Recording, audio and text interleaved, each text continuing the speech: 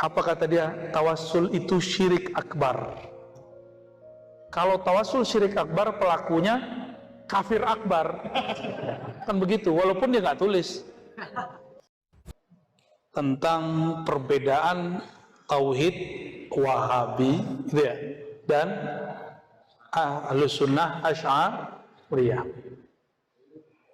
Yang pertama, secara masa lebih dahulu akidah Ahlus Sunnah Asy'ariyah. Karena Imam Abul Hasan Al-Asy'ari itu diperkirakan lahirnya antara tahun 250-an sampai 260-an. Ulama, karena dulu nggak ada dukcapil, jadi nggak ada pencatatan. Jadi nggak disebutkan tahun berapa, tapi diperkirakan itu. Berarti 40 tahunan lebih hidupnya di zaman salafus saleh. Dan dia meriwayatkan hadis dari gurunya, namanya Imam Zakaria As-Saji, murid dari Imam Ahmad bin Hanbal. Dari beliaulah Imam Al-Asy'ari meriwayatkan akidah Imam Ahmad bin Hanbal. Maka di kitab Al-Ibanah beliau mengatakan, akidah saya ini akidah Imam Ahmad bin Hanbal. Karena Imam Asy'ari yang menyusun merapikannya, dinisbatkan itu ke Imam Asy'ari. Nggak disebut akidah Hanbali, disebutnya akidah Asy'ariyah. Ya. Jadi secara masa lebih tua, lebih sahih kepada Imam Ahmad bin Hanbal. Sedangkan Wahabi muncul dari Syekh Muhammad bin Abdul Wahab Al-Hanbali. Dia asalnya Hanbali, tapi kemudian mengatakan saya tidak taklid lagi kepada mazhab manapun, maka dia keluar hatta dari mazhab Hanbalinya. Beberapa fatwanya sudah menyalahi Imam Ibn Rajab Al-Hanbali. Bahkan dia yukhalif Ibn Taimiyah, yukhalif Ibn Qayyim. Cuma dalam bab akidah dia ikut Ibn Taimiyah. Jadi Wahabi itu bukan akidah yang dibuat Syekh Muhammad bin Abdul Wahab, tapi dia mengembangkan akidah yang sudah mati suri bertahun-tahun, yaitu akidah trilogi tauhid, pembagian 3 tauhid. Nah ini ingat-ingat nih teman-teman aparat ya, dimanapun ada kelompok di dunia, ISIS, Jabhatun Nusrah, segala macam, Kaidah, itu pasti tauhidnya 3. Perbedaannya di nomor 3, uluhiyah, rububiyah, asma wa sifat. Di nomor 3 ini ada yang menggantinya dengan hakimiyah, tauhid hakimiyah, atau tauhid mulkiyah, tauhid kekuasaan. Ini karena banyak juga yang yang berkeyakinan 3 ini, dia cuma pengen bener tapi dapatnya guru begitu, cuma jadi teroris fikih atau teroris fikih, bid'ahin orang mulu kalau masuk masjid. Jadi dia neror orang mulu, bidah. Tapi itu bukan teroris ya, itu bukan. Tapi potensinya ke sana sangat kuat, sangat kuat. Klik dikit kalau nggak punya guru lewat ya. Kita berdoa teman-teman kita yang berkeinginan begitu jangan nyebrang lagi ke sana. Itu gawat itu. Hatta Syekh bin Baz, Syekh Rabi' Madkhali itu yatabarra min haula'i al-khawarij. Itu Syekh bin Baz. Kalau sekarang kan Rabi' Madkhali, itu murid dia yang jadi guru besarnya ISIS. Maka dia yatabarra, cuci tangan, berlepas tangan dari muridnya itu. Kenapa sih harus ikut program? Murid dia, Madkhali ini Salafi, Madkhaliyah, yang ada di Madinah. Nggak tahu masih hidup apa enggak ya. Nah, apa yang dimaksud uluhiyah, rububiyah, asma sifat? Uluhiyah itu kata mereka, kata Ibnu Taimiyah dalam Majmu' Fatawa dan kitab-kitab akidahnya, keyakinanmu bahwa yang berhak disembah hanya Allah. Maka menyembah Allah itu tauhid ibadah. Kayaknya biasa ya. Ini ada yang belum biasa. Ulang dulu. Ya. Ini masih sama nih. Yang kedua tauhid rububiyah. Rububiyah ini kata dia, tauhidnya para filosof, tauhidnya musyrik, tauhidnya Asy'ari, tauhidnya Maturidi, tauhidnya Batini, tauhidnya Sufi. Tauhidnya musyrikin, ini yang paling aneh. Gimana? Tauhid musyrikin. Itu saya juga ngulang-ngulang baca kitabnya. tauhid orang musyrik. Gimana ceritanya? Itu akibat Ibnu Taimiyah kualat ma'alim mantik. Dia kan mengharamkan memantik, lalu membatalkannya buat kita baru, ar-raddu 'alal mantiqiyyin. Akibatnya itu, kata tauhid digandeng sama musyrik. Tauhid orang musyrik. Yang belajar mantik gimana? Uslubnya benar gak nih? Kan mantik itu kan logika kata. Kata ini nggak segan, nggak munasib, nggak cocok. Tauhid orang musyrik. Inilah keganjilan syuzuz Ibn Taimiyah yang diambil oleh Muhammad bin Abdul Wahhab. Ya ghafarallahu lahum. Semoga Allah ampuni. Mereka kan sedang berijtihad keliru. Tapi kata-kata pedasnya di mana? Inilah tauhid orang musyrik, tauhidnya Asy'ariyah, Maturidiyah sama. Tauhidnya ahli kalam, tauhidnya sufi, tauhidnya falasifah, Aristoteles. Jadi antum yang belajar sifat 20 itu sama kayak orang musyrik tauhidnya, versi Ibnu. Baru tauhid rububiyah. Itu sebabnya kata Ibnu Taimiyah, kenapa sufi nyembah kubur bisa nyembah Allah. Tuhannya banyak, bisa bertawasul. Bagi Ibnu Taimiyah tawasul itu syirik. Makanya Soleh Fauzan, saya berulang sampaikan, kitab dia diajarkan di pesantren modern di Indonesia sekarang. Saya berharap para kiainya mengkaji kembali. Ini berbahaya para kiai. Berbahaya. Nunggu meledak aja ini.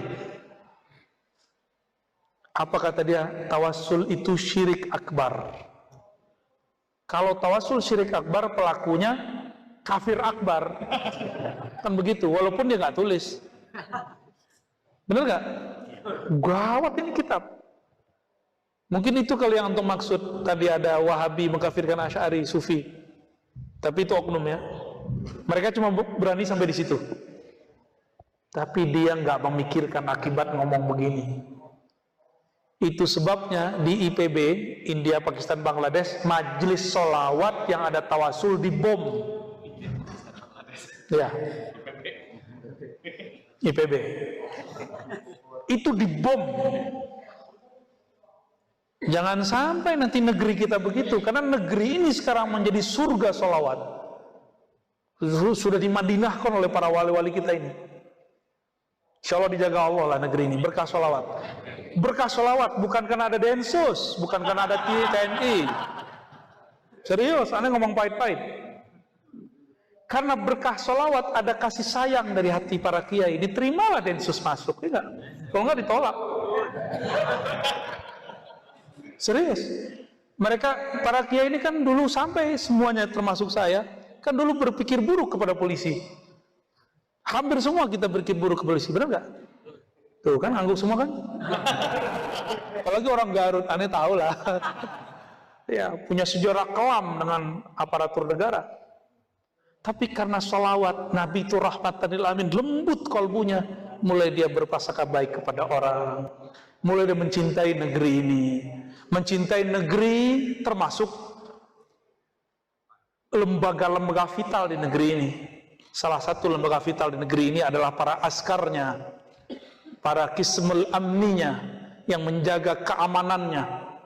Maka saya nyatakan, yang jaga negeri ini saya support mereka.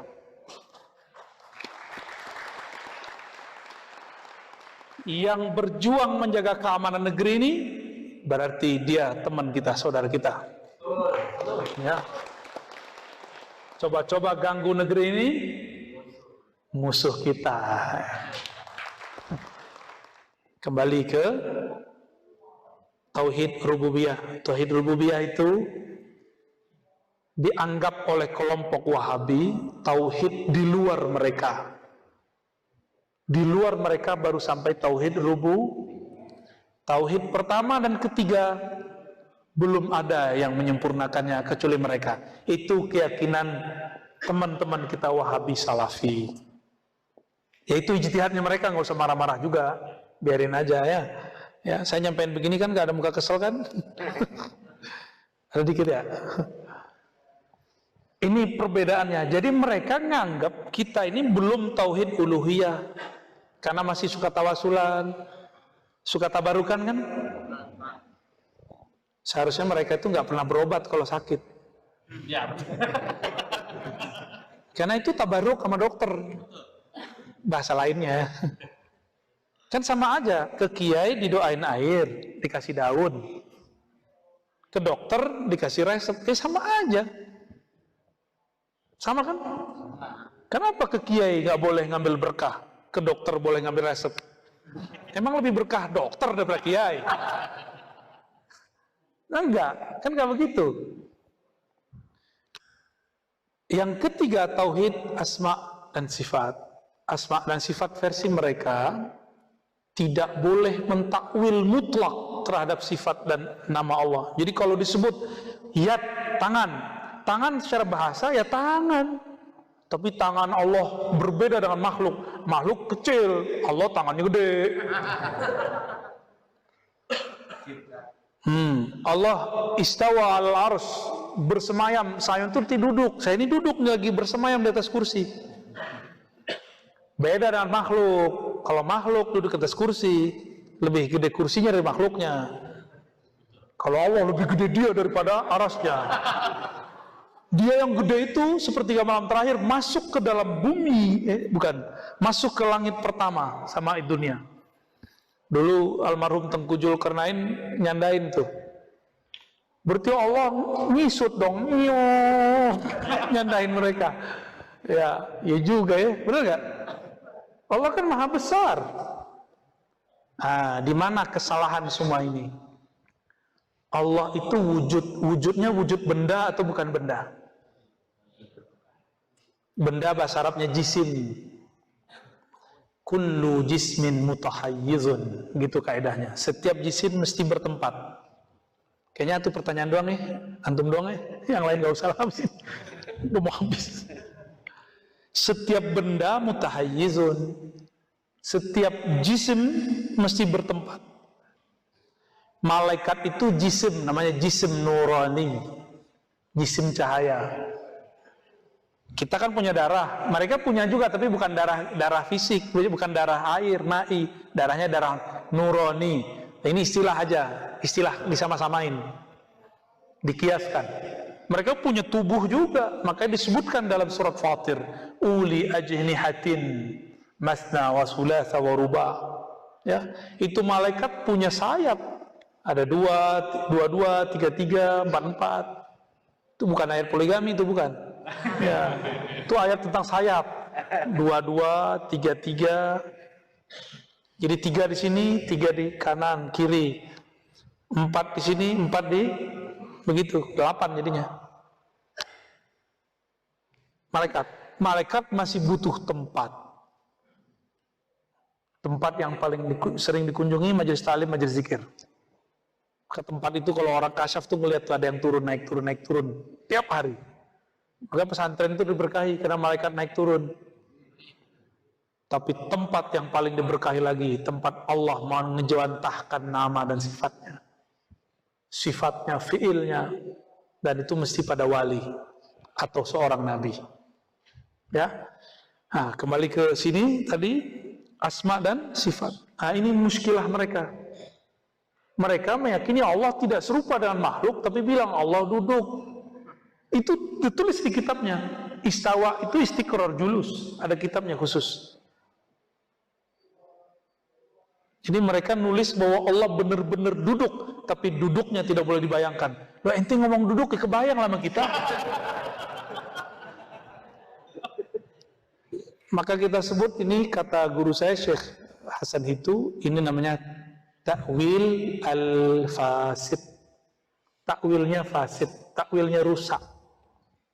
Mesti dibenerin, diislah. Mesti diislah. Ini tauhid mereka begitu. Maka jangan coba-coba takwil istiwa depan mereka. Oh, bisa dihabisin antum. Apalagi dosennya sendiri.